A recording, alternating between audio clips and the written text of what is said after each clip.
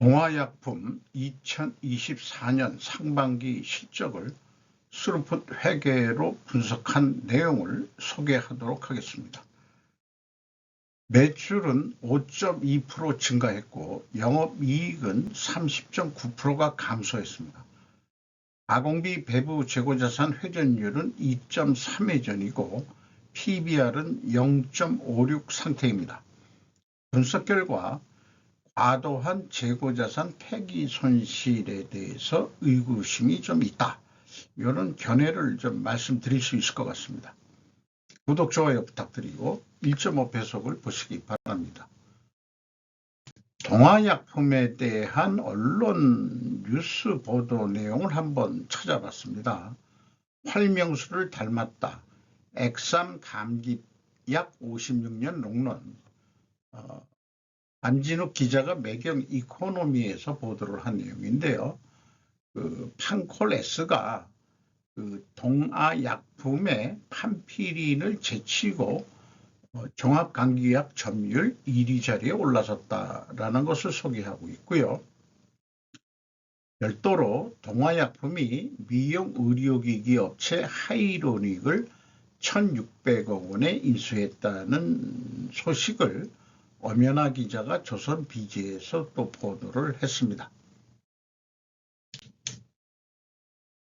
상반기 원가회계 손익으로 매출이 1,858억 원을 달성했는데 전년 상반기 대비 5.2% 증가했는데 가공비 배부 재고자산은 6.5%로 더 증가했어요. 원가회계 손익으로는 재고이익이 플러스가 되니까 더 이익일지는 몰라도 스루풋 관점에서는 마이너스가 되겠습니다. 매출원가가 4.6% 약간 낮게 증가해서 매출 총이익률 0.3% 상승했고요. 판매관리비가 14.2% 매우 많이 증가했습니다. 그 결과 영업이익이 117억 원으로 30.8%가 감소했습니다. 영업이익률 3.3% 하락했습니다. 스루풋 회계로 분석한 결과는 매출에 비례하는 매출 재료비는 617억 원으로 3.5%가 증가했어요. 매출 증가율하고의 차이 마이너스 1.5%이기 때문에 원재료 및 상품 매입 가격이 하락했다라고 1차 추론을 할 수 있습니다. 스루풋율은 0.5% 상승했고요. 운영경비는 11.8% 높게 증가했습니다. 그 결과 TOE 생산성 1.10으로 0.06포인트가 하락했고 영업이익은 110억 원대로서 30.9%가 감소했습니다. 원가회계 손익보다 7억 5,800만 원 영업이익이 작습니다. 이것은 가공비 배부 재고자산이 증가했기 때문입니다. 가공비 배부 재고자산은 23억 8,400만 원이 증가했습니다. 여기에서 가공비율을 곱한 금액이 그 차이액이 되겠습니다. 비용의 성격적 분류 내용을 분석을 해보면은 A 재고자산의 변동 마이너스 23억 8,400만 원이라는 것은 재고가 증가했다는 의미고요. 원재료 사익 및 상품 매입액으로 되어 있습니다. AB를 더한 610억 원이 매출원가 재료비가 되겠습니다. 4.1% 증가했고요.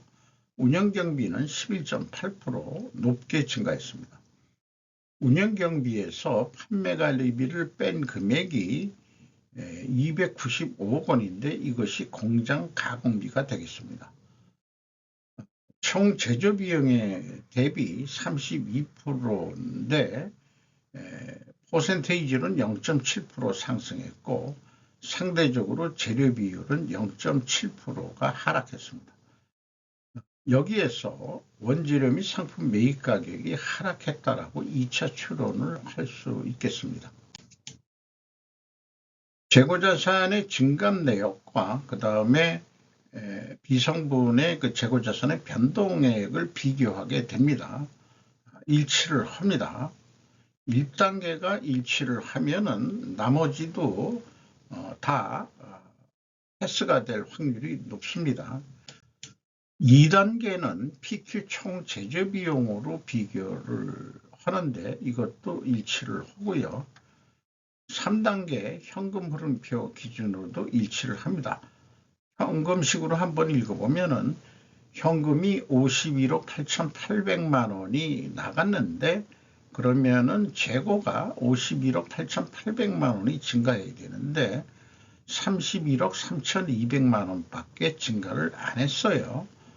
그러면 20억 5,600만 원의 현금이 어디로 날아갔다는 얘기인데 그것을 추적을 하면은 재고자산 평가손실 및 폐기손실 금액이 무려 20억 5,600만 원이 되겠습니다.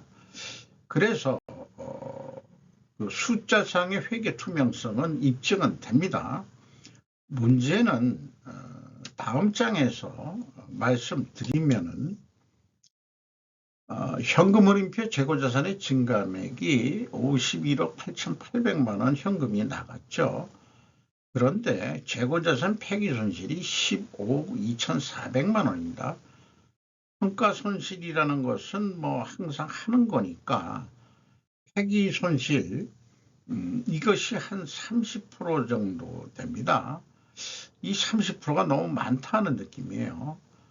만약 동아약품이 재고자산 폐기손실 10억 원을 줄일 수 있다면 그만큼 영업이익이 증가할 것이다. 왜냐하면 폐기손실과 평가손실 모두 매출원가에 반영되기 때문에 그렇습니다. 재고관리를 적절히 못한 결과로 재고자산을 폐기시킨다면 그 관리 책임을 물어야 될 것이 아니냐. 폐기손실을 현금으로 인식한다면 15억 2,400만 원의 현금을 불태워 없애버린 것이나 마찬가지입니다. 어떤 기업도 재고자산 폐기 손실은 발생할 수는 있는데 하지만 항상 과도한 것은 의구심을 발동시킵니다. 만약에 폐기 손실 속에 무자료 거래로 출고된 제품을 폐기 처리로 해결한 것이라면은 그런 상상을 해보게 됩니다. 왜 이런 의견이 나오게 되냐면은 의약품 회사를 여러 군데 해봤습니다만은 폐기 손실이 그 재고자산 변동액의 한 3할대가 되는 기업은 거의 유일할 것 같습니다. 동화약품이. 저는 뭐 동화약품의 그 활명수를 많이 애용했었는데 뭐 또 지금 종합감기약도 그렇지만은 그런 거 이런 것들이 유통기간이 있긴 있겠습니다만은 유통기간이 끝났다고 해서 그렇게 많은 그러면은 종합적으로는 재고 관리를 잘못했다는 것도 있겠지만은 생산을 과잉 생산했다 이런 얘기도 할 수 있는 거 아니냐 이런 얘기가 되겠습니다. 운영경비로서 인건비가 390억 원이 집행이 됐는데 6.3% 증가했어요. 직원수는 4명이 증가했고 평균 임금은 9,670만 원으로 될 것 같습니다. 연봉이 5.8% 인상이 예상이 되고요. 중견기업 수준에서 이것은 거의 대기업 수준의 임금이 집행이 되고 있다. 이렇게 생각이 듭니다. 외주가공비가 8.4% 증가했고 지급수수료가 8.9% 증가했어요. 이런 다른 경비들이 그 증가한 거에 비해서는 인건비 상승률은 뭐 좀 적게 올라갔습니다만은 어쨌든 연봉 수준은 거의 대기업 수준이 되겠습니다. 경영평가 지표로서 재고 회전율이 떨어졌어요. 그리고 쓰러픈율은 상승을 했습니다. 역방향이면은 불식회계 개연성 가정을 세웁니다. 재고자산 폐기 손실로 재고금액이 감소했음에도 불구하고 가공비 배부 재고자산 회전율이 하락한 것은 효과적인 재고관리를 못하고 있다는 의미일 것이다.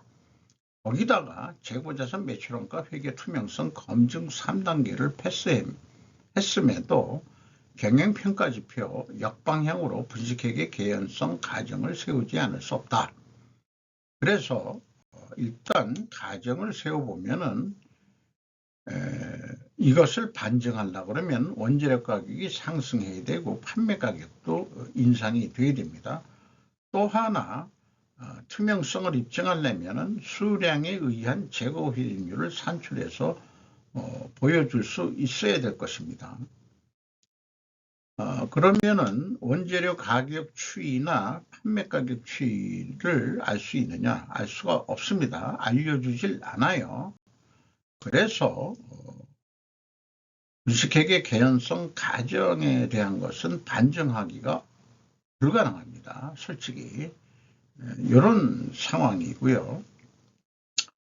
그래서 한국은행이 소비자 물가만 할 게 아니고 기업 물가도 좀 해야 되지 않겠냐.